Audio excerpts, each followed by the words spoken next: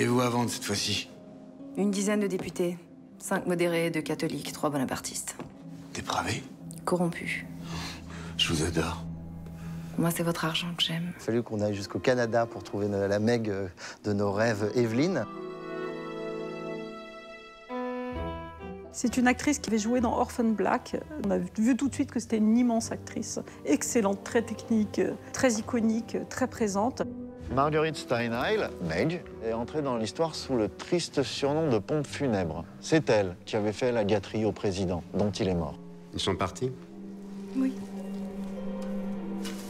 Vous pourriez peut-être enlever cette robe dans ce cas. La comédie du deuil, c'est fini.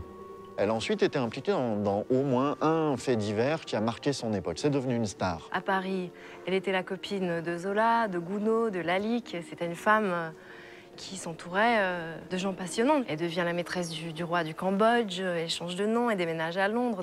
Et on a pris cette base historique pour créer un personnage de fiction. La femme fatale de film noir, avec tout l'aspect vénéneux que ça convoque. Vous aimez le danger. Ça va être l'espionne, ça va être celle qui va naviguer en eau trouble, qui va être confrontée à ce qui se fait de pire à l'époque en termes de dangerosité et aussi en termes d'idéologie, je pense. Si vous répétez un seul mot de ce qui s'est dit ici ce soir, vous êtes morte.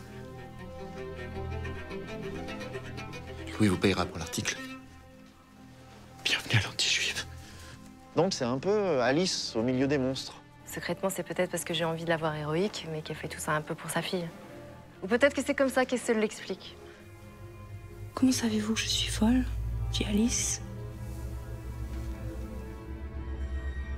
Vous devez l'être, dit le chat. Sans cela, vous ne seriez pas venu ici. On voulait quelqu'un qui ne soit pas qu'une manipulatrice, mais qui soit aussi très instinctive dans sa manière de se sortir des pires situations. Et donc elle trouve souvent le réflexe juste. Et par contre, quand elle essaye de faire un plan, généralement, ça se retourne contre elle. Par exemple, elle est l'artisane d'une sextape, mais à un moment donné, elle veut juste faire une photo coquine. Ni plus ni moins. Quand ça dégénère, elle va opposer son corps frêle à Fiercy, qui fait peur à plus d'un boucher, et elle va de manière intransigeante refuser l'idée même qu'il puisse y avoir un viol chez elle, en fait. Sortez d'ici. Je suis chez moi. Je ne vais pas laisser la femme du préfet Lépine se faire violer par ce cheval. En ça, c'est une héroïne fantastique. Vous ne contrôlez plus rien, monsieur le policier.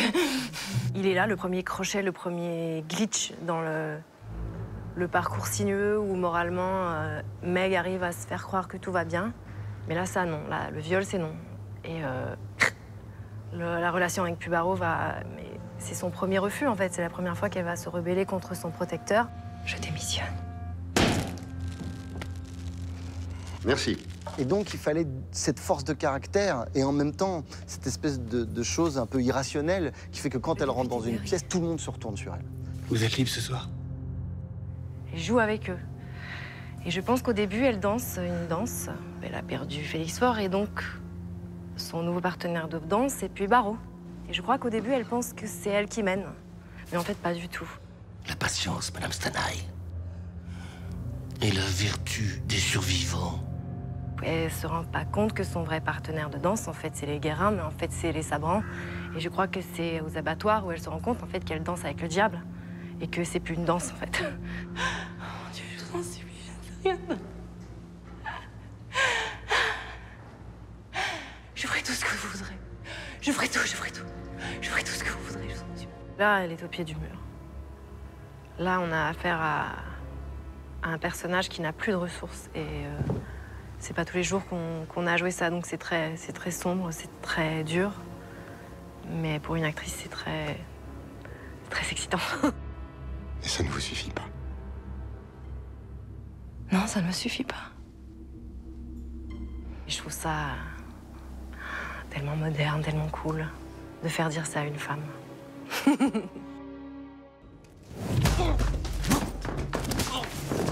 L'inspecteur Fiercy est un personnage de fiction.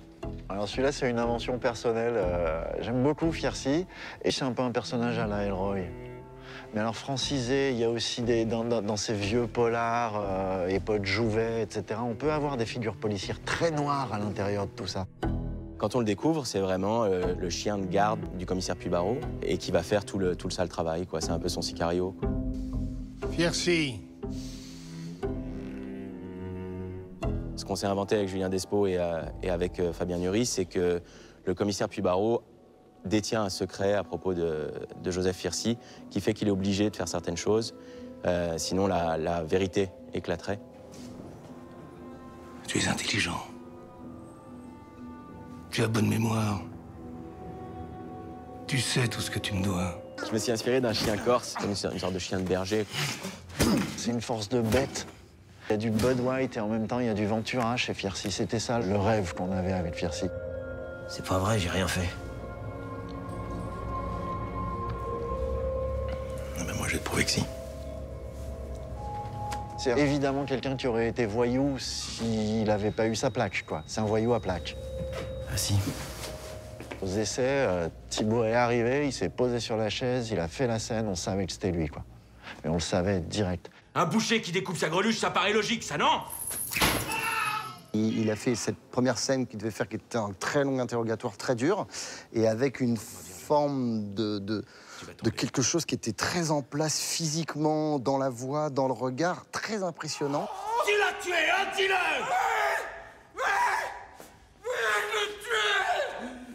Et d'une manière aussi très humaine. Il fallait qu'il y ait ces deux penchants chez lui. Et le meurtrier, saisi par l'horreur de son crime, avoua. Fiercy est père de famille, il a 5 enfants. On va vite se rendre compte que toutes les horreurs qu'il est un peu forcé de faire, il les fait pour sa famille. On va vite voir que Fiercy, en fait, ne supporte plus de taper des gens. Jamais tu touches à ça, tu m'entends?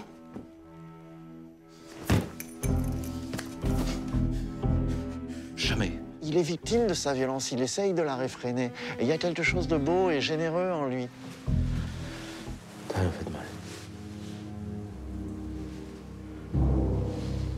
Pour moi, c'est un parcours de rédemption. Fiercy, tout au long de la saison, va se détacher de ses chaînes, va devenir libre. Et c'est quelqu'un qui retrouve le sens de la justice au moment où presque il passe de policier à gangster. Mais qui a fait de vous ce que vous êtes? Elle a du flair, Mel, sur les hommes. Elle sent bien qu'il a un problème, Fiercy, avec ça. Elle sent bien qu'il commence à en être malade de ce qu'il fait. Et donc, elle va appuyer sur le bon bouton. Et va se développer une forme de respect, peut-être même d'affection entre Meg et Joseph Fiercy. Vous n'avez pas besoin de moi. Si. Elle, finalement, elle se cherche un chevalier et peut-être que c'est lui. Si. Peut-être pas. Il n'est pas tout à fait libre de ses mouvements. Pourquoi? Vous avez peur? Je suis terrifiée. C'est une question d'habitude. Il n'y a aucun doute que ces personnages peuvent avoir des zones d'ombre, peuvent parfois se tromper, mais qu'ils sont irrémédiablement du côté du bien. Ils ont tous leurs failles, mais ils sont héroïsés à un moment ou à un autre. Ils mettent leur vie en danger pour une idée. Je pense que cette série nous renvoie à l'idée que la République, c'est un bien commun cher. C'est optimiste malgré tout, mais on essaye de le cacher longtemps.